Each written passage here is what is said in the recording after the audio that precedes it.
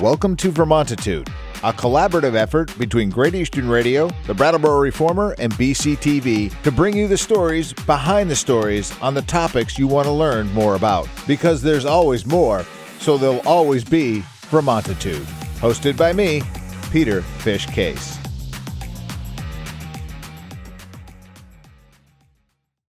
Welcome to Vermontitude. New episodes drop every Tuesday and can be found by going to vermontitude.com, reformer.com, brattleboro.tv, and locally on Comcast Channel 1078. We come to you from our studios at the Innovation Box on Landmark Hill. I'm Peter Fish Case, and each week I cover the topics that are of concern to Windham County and the towns that reside within its borders.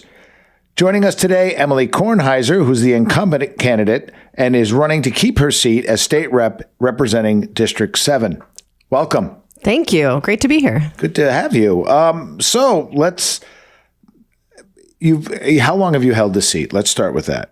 Well, I was just remembering the very first time we did one of these interviews together, and it was when I was running for office for the very first time, and I'm just finishing up my 6th year now. 6th year. All right. So as the incumbent, right, you've got this record you can stand on, but that same record can be held against you. Yes. So, how are you navigating around the goods and the bads of that? We are living in wild times, right? The aftermath of the pandemic, so much more is revealed, political divisiveness, folks really struggling in significant ways in this economy. And I ran for office 6 years ago because I thought we needed to stop putting Band-Aids on the problems, and we needed to really look at systemic change and structural change. And that takes time. And so when I hear from people who are concerned with everything that's going on in their lives, after 6 years, I think folks feel like I should have been able to fix it. Right. And it's actually heartbreaking that that's not true. That in 6 years, I think I've done a lot of really incredible work on behalf of our district, bringing, direct money home to folks, infrastructure for Tri-Park or increased housing investments at Wyndham Windsor Housing Trust. But these massive structural problems around the cost of healthcare or groceries or all of our problems throughout Vermont with our aging infrastructure and our ability to heat our houses.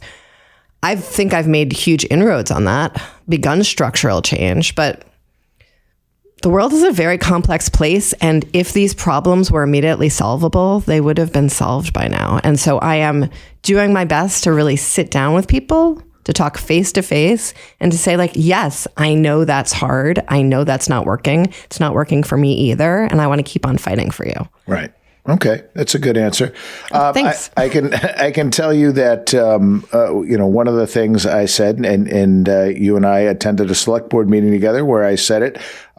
Democracy, if nothing else, will never move quickly, right? So creating these changes often takes a lot of time, a lot of effort, and a lot of work, and sometimes that communication doesn't necessarily get to the people on the street so that they know what's happening.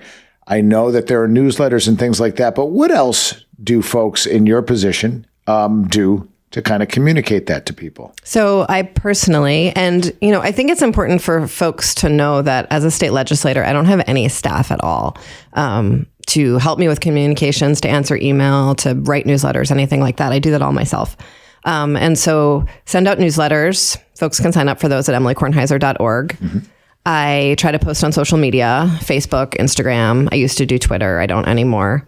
I do have a TikTok. I've not quite kept up with that one, though I think maybe our Brattleboro demographic is not deep in the TikTok.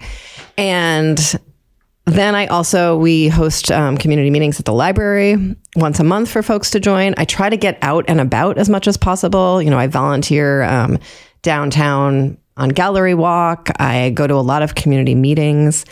And then during campaign season, and usually in the wrap up of each legislative session, I try to have little neighborhood gatherings and neighborhood parties for folks who might not go to a political meeting, but might go over to their neighbor's house for some iced tea. And then the most important thing that I'm doing right now, and that I try to do every election season, is I actually go around and I knock on everyone's door. Because most of us don't have time to show up for anything. True. Yep. One of the questions I've been asking of all I've just been doing the interviews for contested races, and the thing I've asked every single candidate that I've had on Vermontitude is a semi unfair question. Great, right? So, because I feel as though we have an amount of civility here in Vermont that precludes, and we know we're better than kind of just doing smear campaigns, right? But so the question is this: why are you a better candidate than Amanda Ellis Thurber? I really appreciate that frame that you gave to all of this, because I think there are a lot of reasons to disagree with me. I think I'm quite out front in why I do the work I do, what my goals are, and what I've been able to get done for Brattleboro. And so, yes, as you said before, I'm running on that record. I have tremendous experience in working in and with government. I've worked for national governments and corporations to find public-private partnerships. I am a professional facilitator, bringing people together across difference to discuss hard things. I have a background as an economist, so can really think sort of strategically and structurally around what might meet people's goals in this economy. And then I also have the lived experience of someone who's struggled, who's waited tables, who, raised a kid under some challenging circumstances. And so between my life experience and my professional experience, I think I'm well prepared to be a legislator. And then there's the second piece, is that I'm already doing this. I've put in 6 years. In those 6 years, I was seen as my colleagues, as someone who could both lead and could get things done and could work across difference. And in doing that, I was appointed chair of the Ways and Means Committee. And that means that I am able to get a lot done for Brattleboro. I am able to shape policy to meet Brattleboro's specific needs on a daily basis. And it takes a lot of time and a lot of skill to actually build up to that particular position. And most people aren't ever able to do it. We were really lucky. We had very strong leadership in the Senate for a very long time, from Becca Balint and Jeanette White. Our new senators are fantastic, but they haven't been able to put the time in yet. And we need someone representing Brattleboro who can really get it done at the highest levels for Brattleboro. Okay. Since you are really the only incumbent in the race that is contested, no disrespect to Molly, what are a few of the things that you've achieved in the last year that you're most proud of that maybe folks don't know about? The child care bill is a landmark change. So many folks live in this area and are not able to access childcare. So many folks live in Brattleboro and work in childcare and are not making a living wage. Just yesterday, actually, I was knocking on someone's door on Sunset Lake. They had moved here with young children, and because of the changes that we made to our childcare laws, are able to both afford childcare and get the kind of quality childcare they're looking for. That's huge. If we want Vermont to be a place where young people can live and grow, we need to have a childcare system that works for everyone. That's one thing I'm really proud of. We changed our housing landscape and were able to both lower the cost of buying a home for middle-class Vermonters and get a lot more money into the mix to purchase houses and to build new housing for Vermonters this year. I'm also really proud of that, and there's a lot more to do. And then, in the last few years, what we've been able to get done for reproductive rights in Vermont is also just, sea changing, protecting folks who might come here to seek reproductive care, protecting any healthcare providers who are providing reproductive care, and enshrining that in our Constitution here in Vermont. Yeah. It's hard to believe we're having that conversation, but here we are. So, and this is a more generic, although you have a little bit of an advantage in how you can answer this question, just given 6 years doing what you're doing.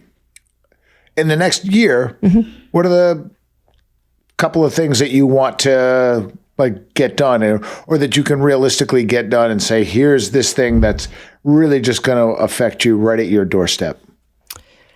I think one of the things about being in there for 6 years, about doing this work on a day-to-day basis, is that I understand the complexity of it very, very well, and how some of these problems, if they were, again, easy to solve, they would be solved already. And so it's actually really hard for me to say, like, yes, I'm going to get this done. I'm going to make this promise. And I remember being a first-time incumbent and saying, being able to just name a problem and put that out there and imply that I would be able to solve it. And I can't do that anymore, because I know how difficult all of these issues are, and how wanting something for Brattleboro doesn't mean that I'll necessarily be able to get 100 other people to want that for the state. Right. But our education finance system is absolutely not working for Vermonters. It's not working for our schools. It's not working for our teachers. It's not working for our students. And it's not working for our taxpayers. And I absolutely want to return to really significantly restructure this. We have not seen a big change in how we fund education since Act 60, and something needs to change there. Okay. Well, that's a big one. That's a very weighty one. And now, does that have to do with the way districts are weighted? The way districts are weighted is a tenth of the challenges that we're grappling with there. Yes. Because I happen to know a little bit about weighting districts, and it feels like it should be more than a tenth. So good luck. Thank you. Yeah, Thank you. Yeah. So anything else that we should know about Emilie Kornheiser, just the person on the street? I love this community. I love being downtown and talking to my neighbors and grabbing a cup of coffee. I love, when I knock on doors, seeing the lupin blooming on Bonnievale and talking about tough stuff with people. And I really believe in our ability to come together to make a difference for each of us. I think we can show up when we need to, and I hope we can keep on doing that together. Okay. Anything we might have left out that you feel like, boy, I really wish he had asked me this? Now's your opportunity to let us know what that might have been. I think we could probably spend 5 of these episodes talking about housing particularly, and all the stresses that our lack of housing puts on families, on partnerships, on our economy, on our businesses, on our downtown, on all of our lives, and how much we're going to need to get done to really make a difference there. Okay. All right. Folks want to find out more about Emilie Kornheiser. Where do they go? Folks can go to emiliekornheiser.org. You'll find my phone number, my email, and then links to all the socials. Would really love to talk to anyone. Emilie, thanks for jumping on Vermontitude today. Absolutely my pleasure. So good to be here with you.